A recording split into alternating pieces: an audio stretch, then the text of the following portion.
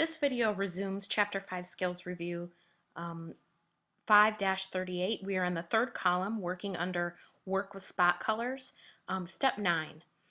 So what you want to do is you want to make sure the dog graphic is selected, and then you're on the Layers panel.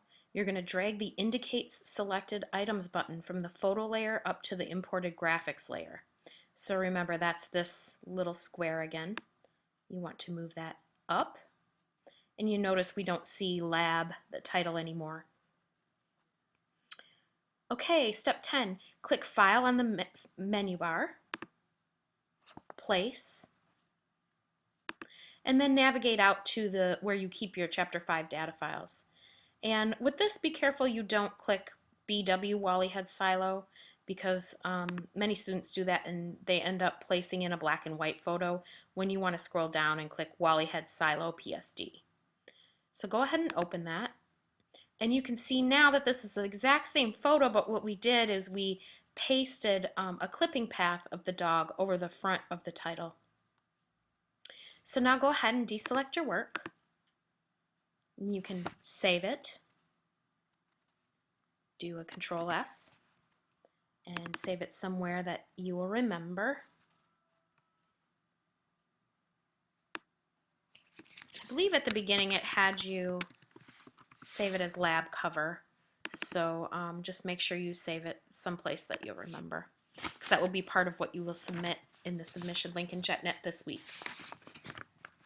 Okay, so now we're going to open up ID 5-4. We're going to move on to working with gradients.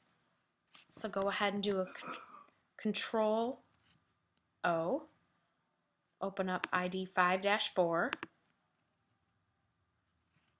And then save it as Gradient Skills Review.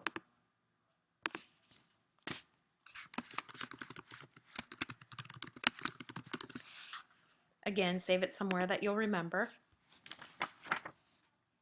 Next, click the Swatches panel Options button. That's over here. Then click New Gradient Swatch.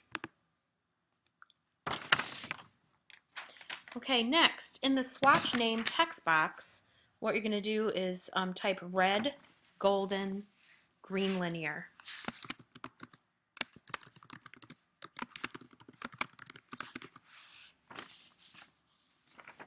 Okay, click the left color stop on the gradient ramp.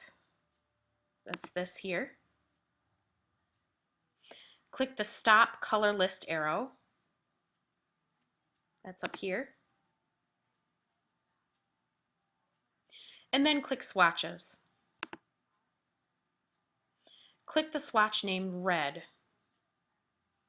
And again, you might have to slowly scroll down depending if you're using a mouse or your, I really kind of advocate for not using your touchpad, but if you have to, that's okay.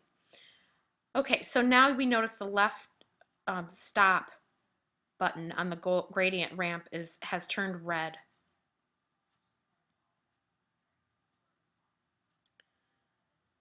Okay, and now we're going to click the right color stop on the gradient ramp. Click the stop color list arrow. Click Swatches again, and then you're going to choose green this time. Position your pointer anywhere immediately below the gradient ramp, then click to add a third color stop. There you go, I'm doing it right in the middle. Step 8, type 50 in the location text box. I was right about there. Then press Tab.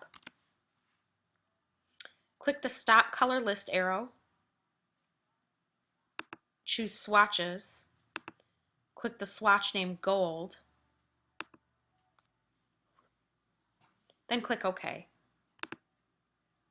Okay, so now we have sort of like a red, golden, green linear gradient we've just created and added to our swatches panel. Okay, and now click the Show Gradient Swatches button on the swatches panel.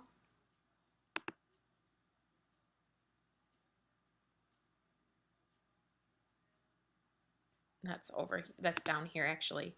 Show gradient swatches, and that shows us just the swatches that were created within that. Click the selection tool, we are already there, or go to V on your keyboard, and then select the border of the top rectangular frame. And remember, it wants you to select a path because we really haven't added anything in there. Verify that the fill button is activated on the tools panel. You know, make sure you're always on the fill, be conscious of that so that you're not in the stroke. You want to be on the fill. Okay, and then click red, golden, green linear on the swatches panel. So we actually added that right into our box here. Okay, step 12, click the gradient swatch tool, which is right here. Then drag from the top middle handle of the rectangular frame down to the bottom right handle. Top middle, bottom right. You can see how the gradient has changed. Step 13, display the gradient panel if necessary. Okay, so I don't see mine anywhere right here, so I'm going to go ahead and go Window and then down to Color and then Gradient. This is a quick way to just easily work with it.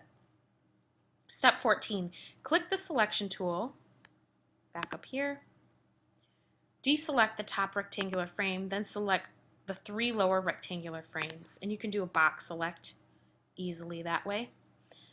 Step 15, click red, golden, green linear on the swatches panel. So now we've added that same gradient to the 3 bottom rectangles. Step 16, click the gradient swatch tool. Go back over here, click that swatch tool.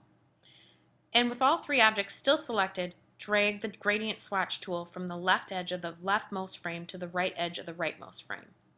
There you go. And this is nice because across 3 different shapes we're now able to run our gradient, spread it out a little bit, because you kind of don't want to have a quick transition in some of these gradients when you're working with a simple shape, because that doesn't always print the best if you're doing a print project. Step 17, deselect all, then compare your work to figure 62, and mine looks just like that. Go ahead and save it, Control S, and then upload this along with the lab cover to your weekly skills review submission link in JetNet. And I'll see you in the next video.